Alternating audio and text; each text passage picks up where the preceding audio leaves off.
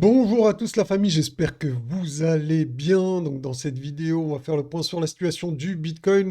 Donc on va checker le Bitcoin à moyen terme et le Bitcoin en day trading. Bon là, la tire est un peu chargée, mais vous inquiétez pas, je vais tout vous expliquer. Je vais vous donner les niveaux qu'il faut surveiller, les liquidités, etc., etc. Donc vraiment, on va faire le point sur cette charte parce que celle-là, on la suit depuis pas mal de temps et il y a plein de choses à voir, notamment un nouvel objectif haussier, les gars. Est-ce que je vous le donne dès maintenant? Je vous spoil et après on en parle. Allez, on fait comme ça. Regardez. Ah mince, regardez le prochain objectif. Où est-ce qu'il pourrait être? Où est-ce qu'il pourrait être? Donc, ça serait, je vous spoil un petit peu, ça pourrait être les 20 600 dollars. Mais pour ça, il y a des conditions, les gars, à respecter. C'est pas n'importe comment. Je dois vous expliquer un peu tout ça. Donc, juste avant de vous expliquer ça, regardez, hier, on est venu jusque tout en haut de la box, de la Magic Box. Vous avez vu comment c'est précis? On a pu voir, enfin, le retournement s'est fait. Regardez le haut de la Magic Box. Il était, pour être précis, à 18 450 dollars. Et on a fait un plus haut à 18 380. Et donc, quasiment, on est venu quasiment tester le haut de la Magic Box, la pertinence des indicateurs. Vraiment très puissant. Donc ça m'a permis de faire un gain de 118% hier, donc sur BitGet.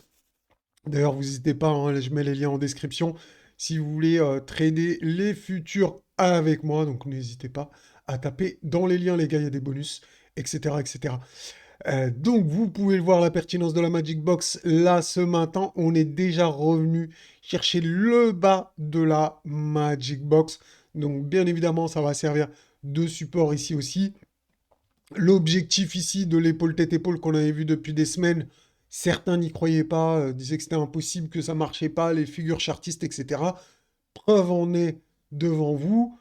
Ça a pris le temps que ça a pris, mais on a atteint l'objectif et on n'a pas invalidé la figure à aucun moment.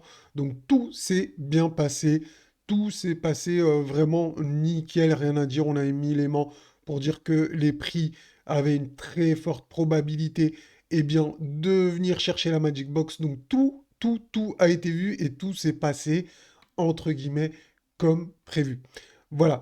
Donc maintenant, je vais vous parler de ce prochain objectif. Mais écoutez bien, hein, si vous comprenez de travers, là, je n'y pourrai rien, bien évidemment.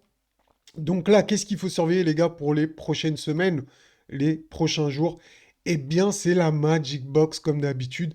Si on arrive à casser la Magic Box, donc pour l'instant, c'est plutôt pas mal, hein, vous voyez, on est venu tester. Et si on arrive, par exemple, à faire quelque chose comme ça, à créer des creux ascendants petit à petit et réussir à casser la Magic Box, et ben là, on aura une forte probabilité de venir chercher la R1 mensuelle qui se situe aujourd'hui à 20 600 quasiment, j'arrondis, 20 600 dollars. Cela pourrait être le prochain objectif de Bitcoin pour le mois de décembre. Donc ça serait pour la dernière quinzaine, on est pile poil le 15.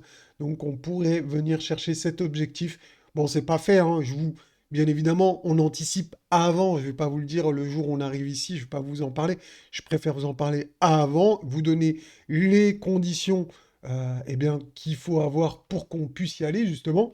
Et une fois qu'on aura ces conditions, qu'on aura la cassure ici de la Magic Box, de cette résistance des 18 600 dollars, là, en effet, on trouve du support ici sur l'ancienne résistance, on consolide un peu, et là, on pourra partir pour une impulsion encore plus haute vers les 20 600 dollars.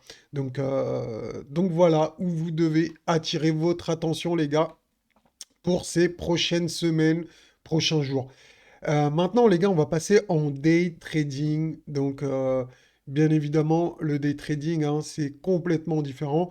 Donc, pour le day trading, les gars, c'était un peu, entre guillemets, facile hier de prendre le short parce qu'ici, il y avait une résistance, donc il y avait une confluence de zone, donc il y a un canal ascendant. Je vous le mets très rapidement. Vous voyez bien qu'il y a un canal ascendant ici.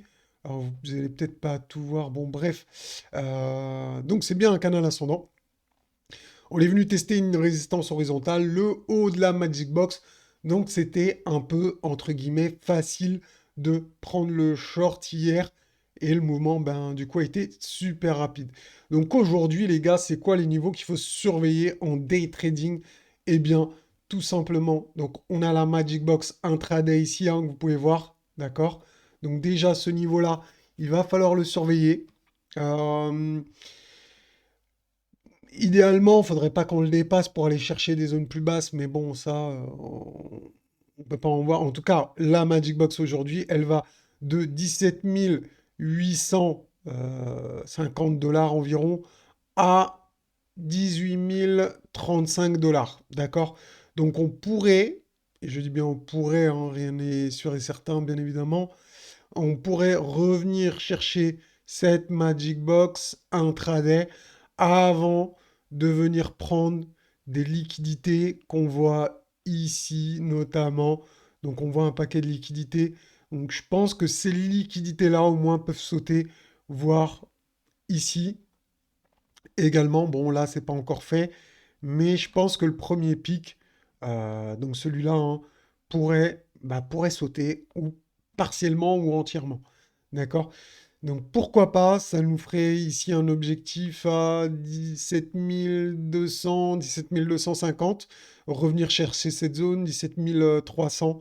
Donc pourquoi pas? Pourquoi pas? Moi, je vois bien un truc comme ça pour aujourd'hui. Donc revenir chercher, prendre des liquidités ici, et pourquoi pas ensuite, eh bien, continuer la hausse, mais déjà dans un premier temps, eh bien, venir prendre des liquidités en bas, ça me paraîtrait pas déconnant. Bon, après, on verra bien. Déjà, faut que la Magic Box serve de résistance et qu'on reste en dessous pour aujourd'hui. Ça serait plutôt, eh bien, plutôt le scénario idéal pour les baissiers. Donc, une petite chasse de liquidité pour repartir. Donc, pourquoi pas? C'est un des scénarios que j'envisage aujourd'hui. Donc, regardez, je vais vous montrer les liquidations Kingfisher. Alors, liquidation Kingfisher, voilà, ici, hop. Donc ici, hein, on voit bien qu'on a vraiment des gros pics au sud. Donc sur les niveaux dont on parlait ensemble, on a également un peu de liquidité au nord. Donc bien évidemment, on peut venir chercher ces liquidités. Donc voilà les gars, c'était tout pour aujourd'hui. C'était une mise à jour rapide de la situation. Donc voilà, comme d'hab, n'hésitez pas à mettre un pouce bleu si ça vous a plu. Je vous dis à bientôt. Ciao, ciao.